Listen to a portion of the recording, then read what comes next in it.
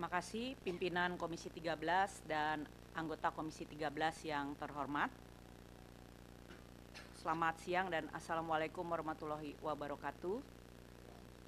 Untuk terutama Ibu Bapak yang menjadi pengadu dan sekaligus korban dalam kasus Oriental Sirkus Indonesia, Komnas Perempuan dan Kementerian HAM. Kasus ini merupakan kasus yang sudah sangat lama diadukan ke Komnas HAM dan sangat disayangkan bahwa hingga tahun 2025 belum mendapatkan penyelesaian yang memadai atau memuaskan khususnya bagi kepentingan korban. Pertama kali kasus ini diadukan ke Komnas HAM pada tahun 1997. Jadi sudah lebih 25 tahun, sudah 28 tahun sejak pertama kali diadukan. Perjalanan kasus itu kemudian terus berjalan sampai pada tahun 2002 Ibu Bapak yang merupakan mantan pemain sirkus Oci ini mengadukan kembali ke Komnas HAM karena rekomendasi-rekomendasi yang diberikan oleh Komnas HAM pada tahun 1997 tidak juga dijalankan oleh pihak Oci. Pada tahun 97 Komnas HAM membuat beberapa kesimpulan dari pemantauan yang dilakukan akan adanya pelanggaran hak asasi manusia. Yang pertama adalah pelanggaran terhadap hak anak untuk mengetahui asal-usul, identitas, dan hubungan kekeluargaan, baik dengan keluarga maupun orang tuanya. Karena seluruh pengadu ketika diambil oleh Oriental Sirkus masih berada dalam usia anak atau di bawah umur. Sejalan dengan apa yang tadi diceritakan oleh Ibu Bapak sebelumnya. Pelanggaran yang kedua adalah pelanggaran terhadap hak anak untuk bebas dari eksploitasi yang bersifat ekonomis. Lalu yang ketiga adalah pelanggaran hak anak untuk memperoleh pendidikan umum yang layak yang dapat menjamin masa depannya. Dan yang keempat, pelanggaran terhadap hak anak untuk mendapatkan perlindungan keamanan dan jaminan sosial yang layak sesuai dengan ketentuan hukum yang berlaku. Itu adalah temuan pelanggaran HAM pada tahun 1997. Sehubungan dengan itu, pada saat itu Komnas HAM telah menyampaikan rekomendasi. Ada 4 rekomendasi. Yang pertama, agar Oci bekerja sama dengan instansi-instansi terkait, diantaranya Komnas HAM, Puskopau, Depdikbud, waktu itu namanya masih Depdikbud, dan Menpora, perlu segera secara koordinatif mencegah dan mengakhiri terjadinya perbuatan yang cenderung menimbulkan pelanggaran HAM. Rekomendasi kedua adalah untuk menjernihkan asal-usul anak-anak pemain sirkus yang belum mengetahui jelas asal-usulnya. Dan Oci bekerja sama dengan Komnas HAM akan melakukan publikasi dan langkah-langkah yang diperlukan. Nanti dalam perkembangannya, Oci memang membuat pengumuman di media massa untuk pengaduan apabila ada yang merasa kehilangan anak, tetapi kami tidak menemukan informasi adanya langkah-langkah lebih jauh dari pengumuman di media massa tersebut. Yang ketiga, rekomendasi agar praktek latihan terhadap anak-anak atlet sirkus yang disertai dengan tindakan-tindakan disiplin yang keras hendaknya dijaga jangan sampai menjurus ke arah penyiksaan baik mental maupun psikis. Yang keempat, berbagai sengketa yang masih ada antara Oci dengan anak-anak atlet sirkus atau ex-atlet sirkus tersebut hendaknya diselesaikan secara kekeluargaan. Menindaklanjuti pernyataan Komnas HAM tentang kasus Oci tersebut, Komnas HAM kemudian juga melakukan sejumlah langkah-langkah komunikasi dan koordinasi kepada pimpinan Oci ini masih pada tahun 1997, yaitu agar secara koordinatif mencegah dan mengakhiri terjadinya perbuatan-perbuatan yang menimbulkan kesan pelanggaran HAM terhadap anak-anak pemain sirkus. Dan yang kedua, bekerja sama dengan Komnas HAM berusaha keras untuk menjernihkan asal-usul anak pemain sirkus yang belum jelas asal-usulnya, baik melalui publikasi maupun langkah lain yang diperlukan. Pada tahun 1997, Komnas HAM mendapatkan sejumlah informasi dari Kantor Departemen Pendidikan dan Kebudayaan Kabupaten Bogor mengenai kerjasama yang dilakukan dalam upaya penyelesaian kasus OCI, yaitu yang pertama, Kantor Departemen Pendidikan dan Kebudayaan Kabupaten Bogor menyatakan telah melakukan peninjauan ke lokasi OCI, telah melaksanakan pelatihan tutor kejar paket A setara SD selama 5 hari, pembentukan kelompok belajar paket A setara SD unit 001, melaksanakan bimbingan terhadap tutor untuk melaksanakan bimbingan belajar anggota OCI dalam mempersiapkan ujian persamaan SD tahun 1997. Selain itu, pada tahun 1997 juga Komnas HAM memperoleh informasi dari Dinas Sosial Kabupaten Dati II Bogor yang telah melakukan peninjauan lokasi kasus OCI dan memberikan saran agar dibuatkan suatu wadah baik untuk pendidikan maupun pembinaan anak-anak berupa yayasan atau lainnya. Yang kedua, honor atau upah anak-anak harus ada kejelasan dan tersirat sesuai aturan dari OCI sendiri yang disesuaikan dengan aturan dari Depnaker. Dan yang ketiga, untuk kelangsungan kegiatan OCI agar ada regenerasi. Ini informasi dari Dinas Sosial. Komnas HAM juga menerima SK nomor SKEP 20 nomor Romawi 7 tahun 1997 tentang pokok-pokok organisasi dan prosedur Pusat Koperasi Pangkalan TNI AU Halim Perdana Kusuma yang pada pasal 10 huruf A terkait unit usaha jasa niaga umum milik Puskopau. Salah satunya adalah sirkus. Pada tahun 1999, Komnas HAM mendapatkan informasi bahwa Direktorat Reserse Umum Polri menghentikan penyidikan tindak pidana penghilangan asal-usul dan perbuatan tidak menyenangkan sebagaimana pasal 277 dan 335 KUHP dalam laporan polisi nomor LP/60 Romawi 5/1997 Satgas berdasarkan surat ketetapan nomor polisi Polisi.G.Tab/140 spasi J/Romawi 6/1999 Serse pada tahun 1999.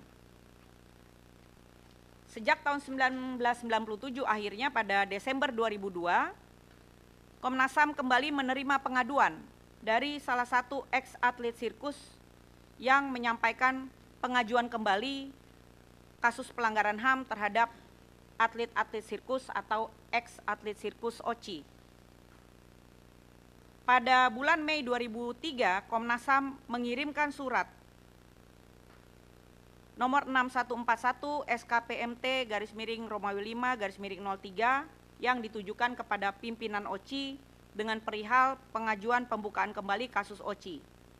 Surat tersebut dibalas oleh kuasa hukum dari OCI pada surat nomor 088/PHP/Romawi 6/2003 pada Juni 2003 dengan perihal permintaan izin bertemu dengan Komnas HAM.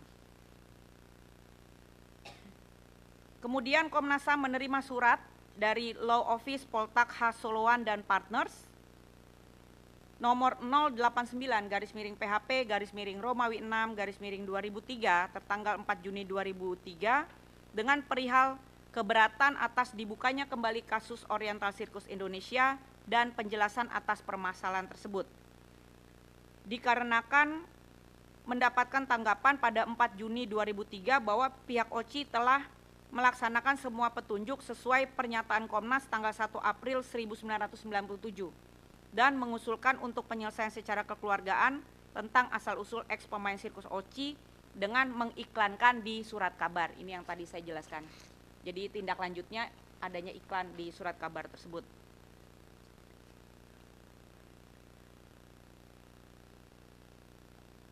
Pada bulan Juni 2003, melalui surat nomor 6199 SKPMT /Romawi 6/03 yang ditujukan kepada Saudara Poltak H, kuasa hukum Oci, mengundang Saudara Poltak dan kawan-kawan selaku kuasa hukum Oci untuk menghadiri pertemuan di kantor Komnas HAM. Dan pada Juli 2003, melalui surat nomor 6370 SKPMT Romawi 7/03 yang ditujukan kepada salah satu pihak eks pemain sirkus Oci, Komnas HAM menyampaikan perkembangan dan upaya yang telah dilakukan oleh pihak Oci dalam penyelesaian asal-usul eks pemain sirkus Oci, dan penyampaian bahwa atas laporan eks pemain sirkus Oci kepada kepolisian telah dikeluarkan surat ketetapan penghentian penyelidikan tertanggal 2 Juni 1999. Berdasarkan perkembangan penyelesaian yang telah diupayakan oleh para pihak tersebut, Komnas HAM menyarankan kepada eks pemain sirkus Oci untuk menempuh upaya hukum apabila tidak merasa puas atas tanggapan pihak Oci. Oleh karenanya, Komnas HAM menganggap penanganan kasus pada saat itu telah selesai. Pada Desember 2003, Komnas HAM kembali menerima surat dari eks pemain sirkus Oci dengan perihal keberatan atas kronologi yang dibuat oleh kuasa hukum Oci tertanggal 2 Juni 2003 dan berharap agar Komnas HAM dapat mempertemukan eks pemain sirkus Oci dengan pihak Oci. Atas keberatan tersebut, Komnas HAM kembali menyurati pimpinan Oci melalui surat nomor 7081 SKPMT Romawi 5/04 tertanggal 21 Mei 2004 yang pada pokoknya meminta tanggapan pimpinan Oci atas keberatan yang diajukan oleh eks pemain sirkus Oci.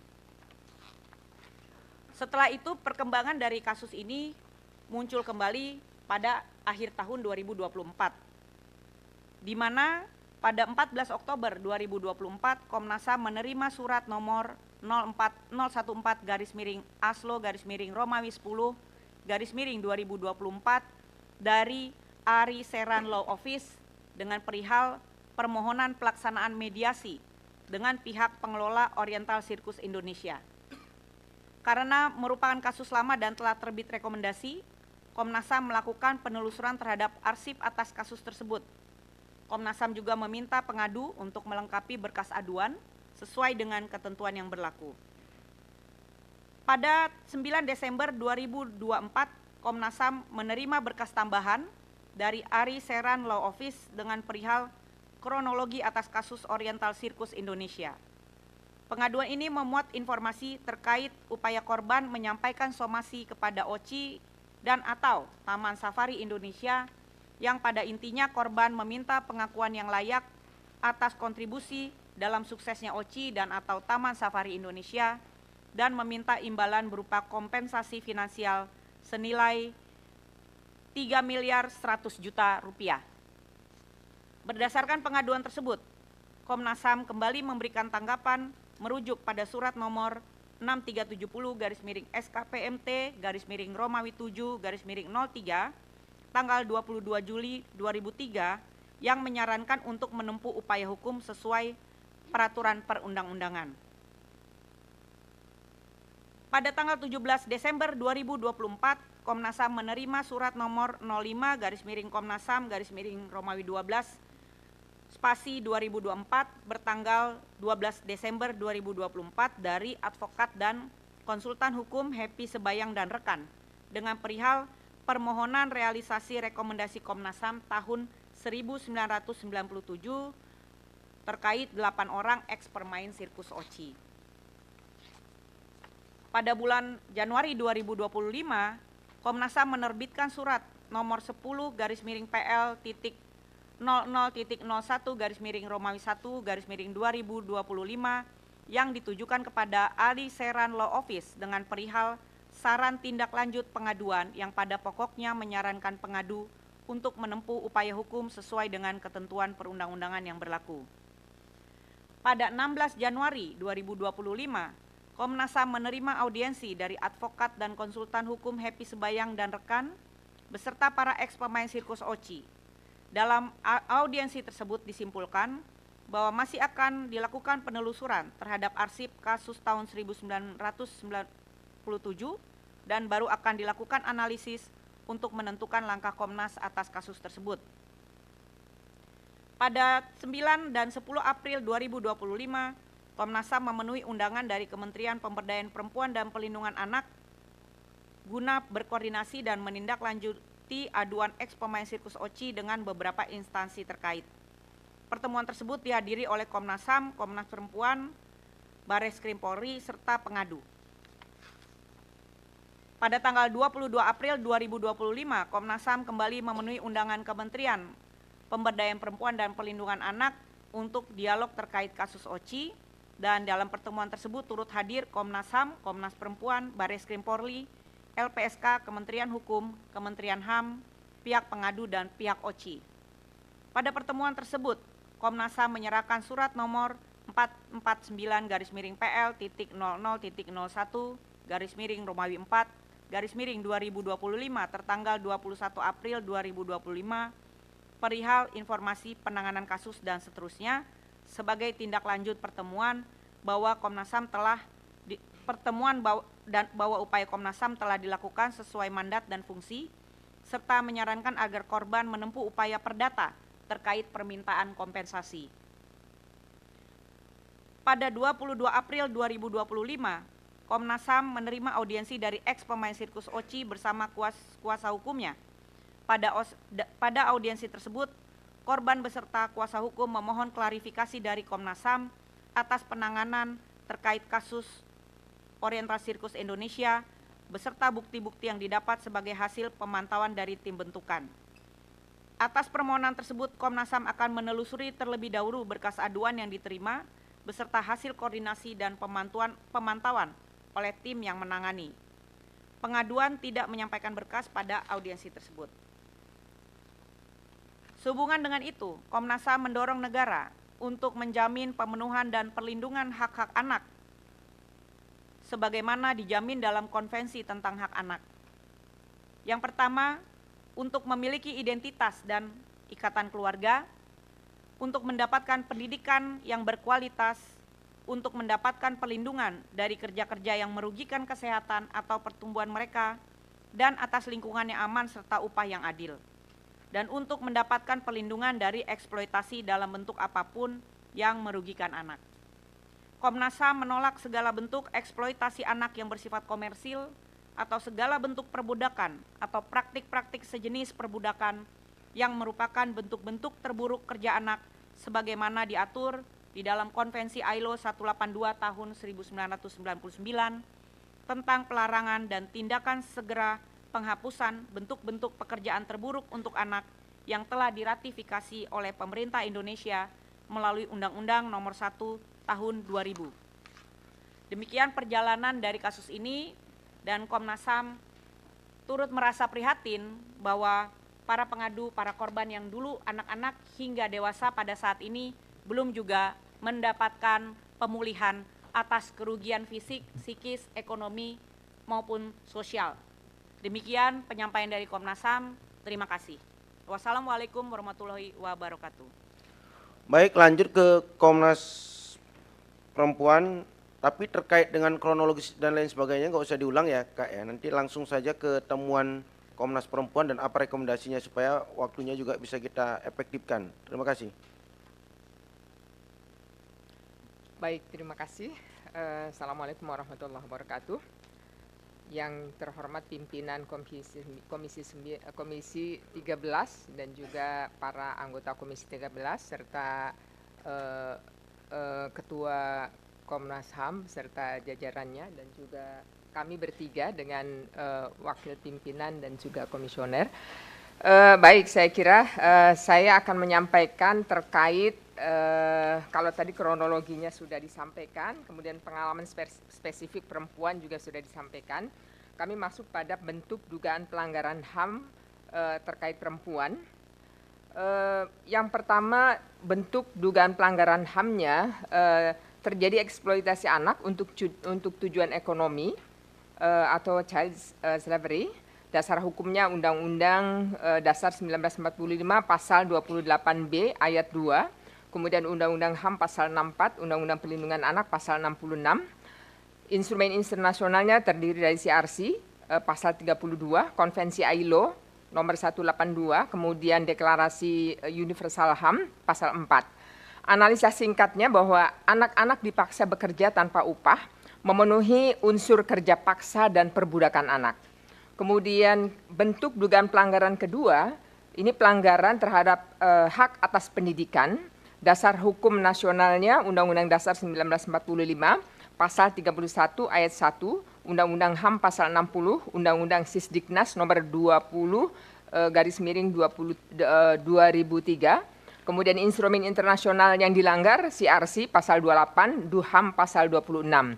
Analisa singkatnya bahwa korban tidak mendapatkan pendidikan formal menyebabkan terjadinya marginalisasi sosial dan ekonomi. Kemudian bentuk dugaan pelanggaran yang ketiga, penghilangan hak atas identitas dan asal-usul keluarga.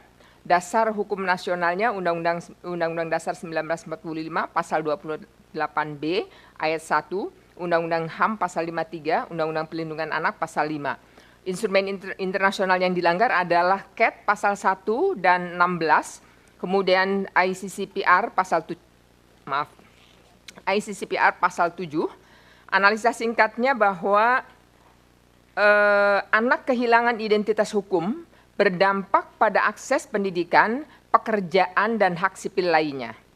Kemudian bentuk dugaan pelanggaran yang keempat adalah kekerasan fisik, psikis, dan seksual. Dasar hukumnya Undang-Undang Dasar 1945 Pasal 28G ayat 1, Undang-Undang HAM Pasal 33. Kemudian instrumen internasional yang dilanggar adalah CAT Pasal 1 dan 16 dan Konvensi Hak Sipil dan Politik Pasal 7. Korban mengalami penyiksaan fisik dan mental termasuk kekerasan seksual berbasis gender. Bentuk dugaan pelanggaran yang kelima adalah diskriminasi berbasis gender. Dasar hukumnya UUD 1945 Pasal 281 ayat 2, Undang-Undang HAM Pasal 3 dan 38. Instrumen internasional yang dilanggar adalah SIDO Pasal 2 dan 5, kemudian ICCPR Pasal 26, DUHAM Pasal 7. Analisa singkatnya, korban perempuan mengalami eksploitasi dan kekerasan berbasis ketidaksetaraan gender. Bentuk dugaan pelanggaran yang keenam adalah kekerasan berbasis gender dalam konteks reproduksi. Dasar hukumnya Undang-Undang Dasar 1945 Pasal 28B ayat 2, Undang-Undang HAM Pasal 45, Undang-Undang Perlindungan Anak Pasal 13. Instrumen internasional yang dilanggar adalah CEDAW Pasal 16, CRC Pasal 24, dan DUHAM Pasal 25. Analisa singkatnya, korban mengalami kehamilan tidak diinginkan dan dipisahkan paksa dari anak, melanggar hak reproduksi. Bahwa pada saat kejadian tahun 1997, Indonesia sudah meratifikasi Konvensi Hak Anak pada tahun 1990 dan sudah meratifikasi Konvensi Penghapusan Diskriminasi Terhadap Perempuan pada tahun 1984. Dampak saat kejadian dan dampak jangka panjangnya bagi korban.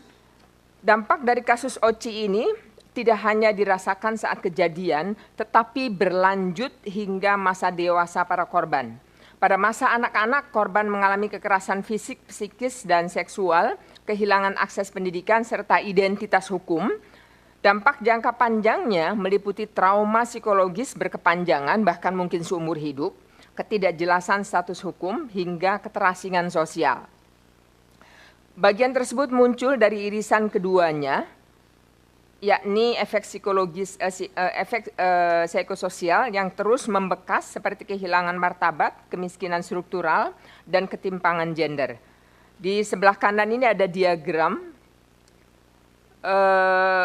yang menjelaskan bahwa diagram ini menggambarkan bagaimana kekerasan sistemik sejak usia dini menciptakan efek berlapis dan lintas generasi bagi perempuan korban. Pada dampak kejadian, kekerasan fisik, psikis, kehilangan identitas, kehilangan pendidikan, kemudian pada dampak jangka panjangnya trauma berkepanjangan, ketimpangan gender, kemiskinan struktural, kehilangan martabat, kemudian kesulitan akses kerja, sistem hukum tidak jelas, kemudian keterasingan sosial.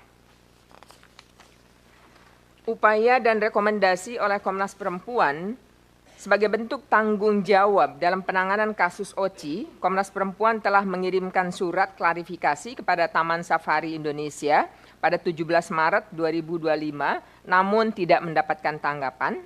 Selanjutnya pada 9, 10, dan 22 April, Komnas Perempuan berpartisipasi aktif dalam rapat koordinasi lintas lembaga bersama Komnas HAM, LPSK, Kementerian Hukum, Kementerian HAM, Bareskrim yang difasilitasi oleh KPPPA. Rapat ini bertujuan untuk merumuskan solusi dan strategi penanganan kasus secara komprehensif dan berperspektif korban. KPPA bertanggung jawab pada pemulihan psikis dan pemberdayaan ekonomi korban. Kemudian Kemenaker melakukan kajian kerugian kerja, investigasi, rekomendasi penegakan hukum. Kemudian Johnson Manangsang, pemilik OCI, adalah bertanggung jawab pada kompensasi, ganti rugi, dan keterlibatan ahli untuk penghitungan nilai kompensasinya. Terakhir, rekomendasi Komnas Perempuan kepada Komisi 13 DPR RI. Yang pertama adalah membentuk tim pencari fakta independen untuk investigasi kasus OCI. Kemudian kedua, mendorong penyelidikan lanjutan terhadap dugaan pelanggaran HAM. Kemudian ketiga, menjamin pertanggungjawaban individu dan korporasi atas pelanggaran. Keempat, mengawasi pemulihan hak korban, kompensasi, rehabilitasi, dan restitusi. Kemudian yang rekomendasi yang kelima adalah melakukan tindakan pencegahan dengan mendorong pemerintah melakukan pengawasan terhadap praktek-praktek korporasi yang berpotensi menimbulkan pelanggaran HAM. Demikian, terima kasih.